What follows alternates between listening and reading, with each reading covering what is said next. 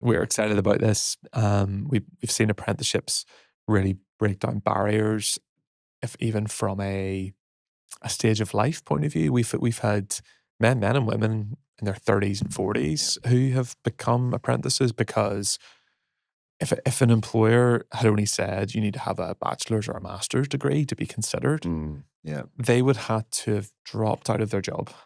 They would have, maybe with a family Yeah. and had to go to university full time or part time over a 3 to 6 year period with the hope of then getting a job. Yeah. Whereas with an apprenticeship, because the employer changed their mindset, the employer said, no, actually come as you are. Yeah. Come with all your life experience that Yeah. you've gained as Yeah. a 35-year-old mum of two or a 42-year-old dad or whatever, and bring that and with your ambition, and Yeah. we will develop you in parallel, that sort of 4 days in work, 1 day at college or uni approach. And so, and again, that's helpful to unlock the barrier around helping women to Yeah. participate in it as well. But it's also just a great way of people who don't have the qualifications yet to do that. So on lots of levels, Yeah. we're really excited about this Well, project too, exactly. you know. And it's going back to that. Imagine a time where I think the terms used is like lifelong learning. Mhm. I'm not necessarily a fan of that term because I don't necessarily think people know what it means, unless you really think about it, maybe. But imagine you just are at any point in your life, young, old, and you just know what to do or where to go if you want to do something. Like it's helped as technology and the internet has has accelerated that, and that ability to get knowledge for free at the sort of tip of your fingers. Mhm. But in NI, for such a sort of small, compact place that does sort of punch above its weight, our systems aren't aligned and people don't necessarily know where to go and when. So you got to have a way in which you are 30 or 40 or whatever age, and you can quite literally go, well, I'm going to um, broadly keep my family structure. I'm going to broadly keep an income because that's what I need, the basics of the Maslow hierarchy of needs.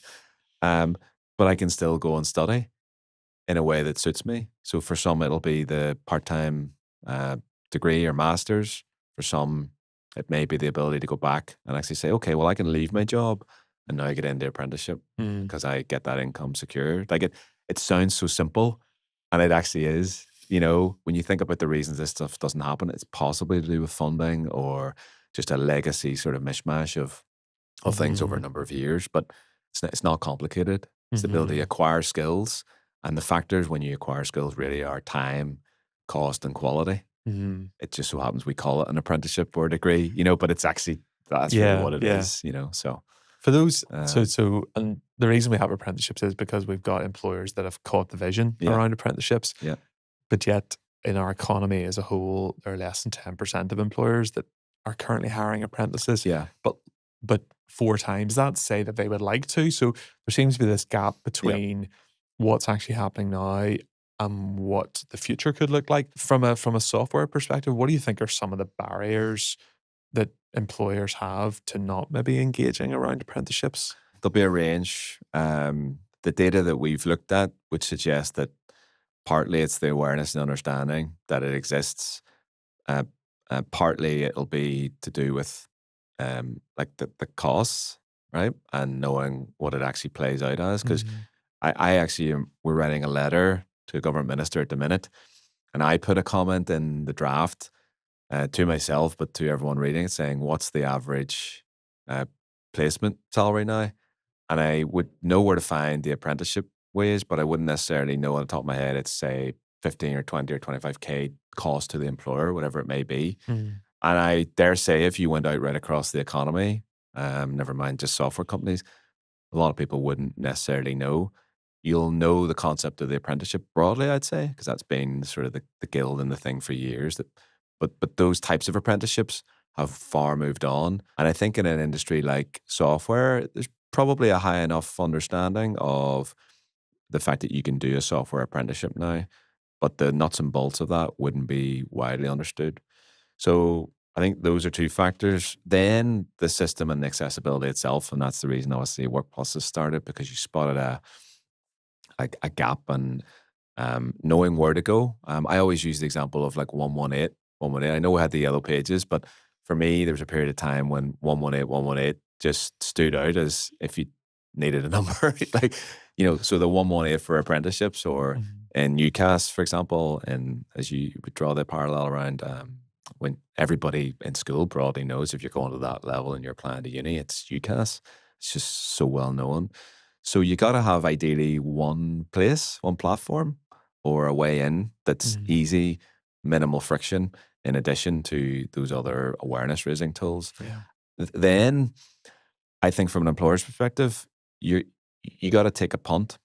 Now, I think of apprenticeships as sometimes, it's not always, because I've got an example where someone says on day one, apprenticeships add value. So let's say their curve, or if return on investment is important, Mhm. is like that. Um, and I was surprised this person said the reason that they add value is because they ask questions that we wouldn't have thought of. So they trigger us into thinking about things in a new, fresh Yeah. way. Thought that was so good. Other employers will say, well, no, it might be more like this. But then when it starts to hit, it accelerates. And that apprentice is fantastic. So an anecdote that I hear a lot from different employers who don't necessarily know each other or are in the same rooms is that they'll say that after 18 months, the apprentice will be quote unquote as good as or equal to, or if not better, than the person that's gone through a degree without a placement. So a 3-year Mhm. degree in theory, 18 months, of an apprentice. Now, in those 18 months, you gotta make a payment, you gotta train, you gotta do things. But the data all suggests that you get back something far surpassed. Otherwise, you've taken a chance on someone, and Mhm. they have invariably again asked those questions, those beautiful questions that we all have through naivety, ignorance, and not knowing and understanding Yeah. things. That's all net benefit that you don't probably get in the return on investment work or surveys or monetary type Yeah. Yeah. qualitative pieces of Yeah, work that because you've seen, you'd often think of like right? a return on investment being, oh, they shipped X code or Yeah, they did this project, which we then made yeah, a profit from. But yeah, yeah, your point is that they just were a good listener and asked a great question. Now, uh, there's a lot that goes into preparing someone to be in the right frame of mind to ask that question, but yeah, that's incredible to hear that yeah. that's the case. Even me coming into the industry, I had a distinct benefit coming into this job in October because I wasn't necessarily coming straight from a software company. So I was able to look at things in a way that I think, and other people told me, added value because I was Mhm. questioning the normal way of looking at it. I've got 3 board members, new board members who are joining in August here in Software and I. And I know they're going to ask questions that will hopefully be challenging and uncomfortable because they'll just have a completely different way of looking at it other than us incumbents. Yeah. And it's the same for an apprentice. If you have an apprentice versus someone that's even been in the industry for years, you're going to get distinct advantages. So Yeah. that's what's beautiful about it. Great.